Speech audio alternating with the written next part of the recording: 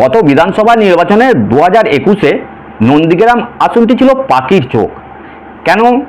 এখানে তৃণমূল হয়ে দাঁড়িয়েছিলেন স্বয়ং রাজ্যের মুখ্যমন্ত্রী মমতা ব্যানার্জি, আর অন্যদিকে বিজেপির হয়ে প্রতিদ্বন্দ্বিতা করছিলেন বিজেপির প্রধান মুখ শুভেন্দু অধিকারী। সুতরাং সারা রাজ্যের নজর এই কেন্দ্রটির দিকে ছিল। পরিশেষে এই কেন্দ্রে মমতা ব্যানার্জি খুব কম ব্যবধানে অর্থাৎ 1956 ভোটে শুভেন্দু অধিকারীর কাছে পরাজিত হন। কিন্তু এবারে এই নন্দীগ্রামে মমতা ব্যানার্জি আর দাঁড়াননি, এখানে তৃণমূলে হয়ে দাঁড়িয়েছেন পবিত্র কর, যে একসময় শুভেন্দুর ডানহাত বা শিষ্য বলে অনেকেই জানেন, এবং বিজেপির হয়ে প্রতিদ্বন্দ্বিতা করছেন শুভেন্দু অধিকারী। কিন্তু এখন প্রশ্ন হচ্ছে, শুভেন্দু অধিকারী কি গতবারের মধ্যে এবারও এখানে জিততে পারবেন, কিংবা আরও বেশি মার্জিন নিয়ে জিততে পারবেন, নাকি তিনি শেষমেশ হোঁচট খাবেন তারই ডানহাত বা তারই ভাব শিষ্য পবিত্র করের কাছে? ডিয়ার ভিউয়ার্স, আজকের ভিডিওতে নন্দীগ্রাম নিয়ে আমি চুলচেরা বিশ্লেষণ করব। আপনারা পুরো ভিডিওটি দেখতে থাকুন এবং সঙ্গে থাকুন। মূল বিষয়ে যাওয়ার আগে আমি আপনাদের সাথে আব্দুল হামিদ। দেখুন, নন্দীগ্রাম নিয়ে আলোচনা করার পূর্বে প্রথমে নন্দীগ্রামের ভৌগোলিক অবস্থান এবং গত বিধানসভা নির্বাচনের ফলাফলের কিছুটা তথ্য দেখে নেওয়া যাক।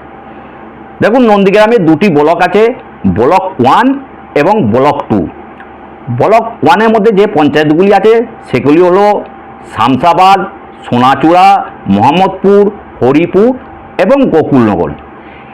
এগুলি বিশেষত মুসলিম অধ্যুষিত এলাকা এবং মমতা ব্যানার্জি এই পঞ্চায়েতগুলি থেকে ভালো লিড পেয়েছিলেন। অনেক বুথে মমতা ব্যানার্জি 90% পর্যন্ত ভোট পেয়েছিলেন। অন্যদিকে ব্লক 2-এ পঞ্চায়েতগুলি হলো বোয়াল 1, বোয়াল 2, খোদামবাড়ি 1, খোদামবাড়ি 2, বিরুলিয়া এবং আমদাবাদ। এই পঞ্চায়েতগুলি হিন্দু অধ্যুষিত এলাকা এবং মিশ্র এলাকা। এখান থেকে শুভেন্দু অধিকারী বেশি লিড পেয়েছিলেন এবং এখান থেকে অনেক পঞ্চায়েতে শুভেন্দু অধিকারী 60 থেকে 65 পর্যন্ত ভোট পেয়েছিলেন। কিন্তু এবারে এই কেন্দ্রে প্রতিদ্বন্দ্বিতা করছেন তৃণমূল হয়ে পবিত্র কর, যে শুভেন্দু অধিকারীর ডানহাত বা শিষ্য বলে অনেকেই জানেন। তিনি শুভেন্দু অধিকারীর কোথায় শক্তি এবং কোথায় দুর্বলতা সেটাও জানেন। এবং যদি এইবারে এই নির্বাচনে গত নির্বাচনের মতো মুসলিম ভোট স্থিতিশীল থাকে, যা মুসলিম ভোট যেরকম তৃণমূলের দিকে পড়েছিল সেই রকমই থাকে, এবং পবিত্র কর কিছুটা হিন্দু ভোটের থাবা বসাতে পারেন, তাহলে কিন্তু শুভেন্দু অধিকারীকে পবিত্র করের কাছে হোঁচট খেতে হবে।